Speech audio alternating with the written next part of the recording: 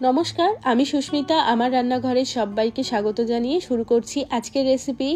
আজকে বানিয়ে দেখাবো ভীষণই সুস্বাদু রুই পোস্তর রেসিপি। গরম ভাতের সাথে এই রুই পোস্ত খেতে কিন্তু দারুণ লাগে, আর বানানো ভীষণ সহজ, ভীষণ ঝটপট রান্নাটা কিন্তু তৈরি হয়ে যায়। তাহলে চলো আর কথা না বাড়িয়ে আজকে দারুণ সুস্বাদু এই রুই পোস্তর রেসিপিটা দেখে নেওয়া যাক। রুই পোস্ত বানানোর জন্য এখানে আমি নিয়ে নিয়েছি 4 টুকরো রুই মাছের পিস। সবার প্রথমে আমি মাছের মধ্যে দিয়ে দিচ্ছি একটু লবণ দিয়ে মাছটাকে খুব ভালো করে মাখিয়ে নেব।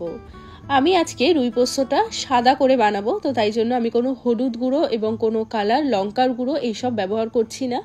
তোমরা চাইলে কিন্তু হলুদ গুঁড়ো দিতে পারো। লবণ দিয়ে মাছটাকে খুব ভালো করে মাখিয়ে নিলাম। এখন কড়াইয়ের মধ্যে দিয়ে দিচ্ছি খানিকটা সর্ষের তেল। তেলটা ভালো করে গরম করে নিয়েছি। এখন আমি একটা একটা করে মাছ দিয়ে দেব, আর মাছগুলোকে কিন্তু একটু ভালো করে ভাজতে হবে, একদম হালকা করে না এবং একদম কড়া করেও না, মোটামুটি মাছগুলোকে একটু ভালো করে ভেজে নেব। গ্যাসের ফ্লেমটা বাড়িয়ে দিয়েছি, আর এই গ্যাসের ফ্লেমটা বাড়িয়ে দেওয়ার পর মাছগুলোকে ভালো করে ভেজে নেব। তো এখানে মাছগুলো এক পাশে ভাজা হয়ে গেছে। এখন আমি মাছগুলোকে উল্টে দিচ্ছি। দুই পাশেই মাছগুলোকে খুব ভালো করে কিন্তু ভেজে নিতে হবে। এখন দেখো, রুই মাছগুলোকে আমি খুব ভালো করে কিন্তু ভেজে নিয়েছি। মাছ ভালো করে ভেজে তারপর রান্না করলে তার স্বাদ বেশি ভালো হয়, বিশেষ করে এই রুই পোস্ত। তো এখন আমি মাছগুলোকে তুলে নিচ্ছি। বাকি সর্ষের তেলের মধ্যেই আমি রান্নাটা করব, তো এই তেলের মধ্যেই ফোড়ন দিয়ে দিচ্ছি সামান্য একটু কালো জিরে, আর দিয়ে দেব পেঁয়াজ কুচি। এখানে আমি দুটো ছোট সাইজের পেঁয়াজ নিয়েছি। পেঁয়াজটাকে আমাদের খুব ভালো করে ভেজে নিতে হবে। অনেকেই পেঁয়াজ ব্যবহার করে, আবার অনেকেই এই রুই পোস্ততে পেঁয়াজ ব্যবহার করে না।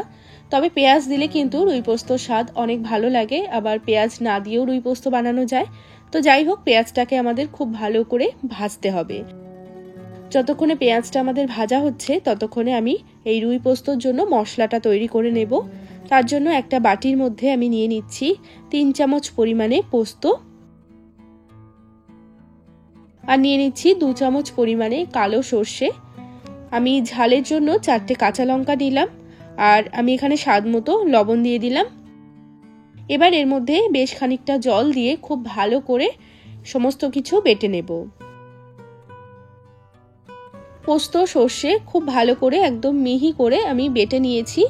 এদিকে দেখো, পেঁয়াজটাও কিন্তু একদম বেশ লাল লাল করে ভাজা হয়ে গেছে। এখন আমি এই সর্ষে পোস্তর বাটাটা দিয়ে দেব।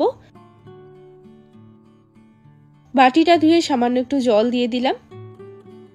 দিয়ে এই সর্ষে পোস্তটাকে খুব ভালো করে আমাদেরকে একটু কষিয়ে নিতে হবে।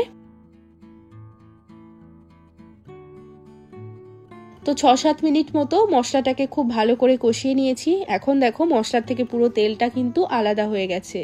এখন আমি অ্যাড করব একটা স্পেশাল উপকরণ, যার জন্য কিন্তু আমাদের এই রুই পোস্ত খেতে বেশি ভালো হবে। তো তার জন্য এখানে আমি অ্যাড করে দিচ্ছি 2 চামচ পরিমাণে ফ্যাটানো টক দই। টক দই দিয়ে অবশ্যই করে এই রুই পোস্তটা বানিয়ে দেখবে, খেতে কিন্তু অপূর্ব স্বাদ হয়। আর তার সাথে দিয়ে দিলাম সামান্য একটু চিনি। যেহেতু টক দই দিয়েছি তাই জন্য আমি অল্প করে চিনি দিলাম। দিয়ে খুব ভালো করে দইটাকে মিশিয়ে নেব। আর দইটা দেওয়ার আগে অবশ্যই করে খুব ভালো করে কিন্তু ফেটিয়ে নিতে হবে। দইটাকে ভালো করে মিশিয়ে নেওয়ার পর আরও 2 থেকে 3 মিনিটের জন্য দইটা দেওয়ার পরেও কষিয়ে নিয়েছি। এখন দেখো, পুরো তেলটা আলাদা হয়ে গেছে। যতক্ষণ না এরকম তেলটা আলাদা হচ্ছে ততক্ষণ কিন্তু মশলাটাকে কষাতে হবে, তাহলে কিন্তু রুই পোস্তর স্বাদ খুব ভালো আসবে। তো এখানে আমাদের মশলা একদম ভালোভাবে কষে গেছে। এখন এর মধ্যে অ্যাড করে দেব পরিমাণ মতো জল।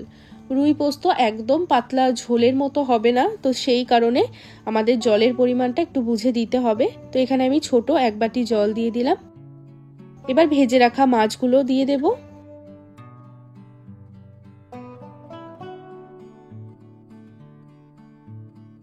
ওপর থেকে দিয়ে দিচ্ছি 2-3টে মতো কাঁচা লঙ্কা।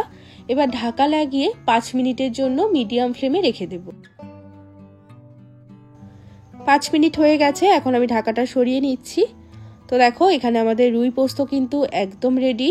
এইভাবে রুই পোস্ত যাকেই তৈরি করে খাওয়াবে সেই তোমার প্রশংসা করতে বাধ্য হবে। এটা দেখতেও যতটা লোভনীয় হয়, খেতেও কিন্তু অপূর্ব স্বাদ হয়।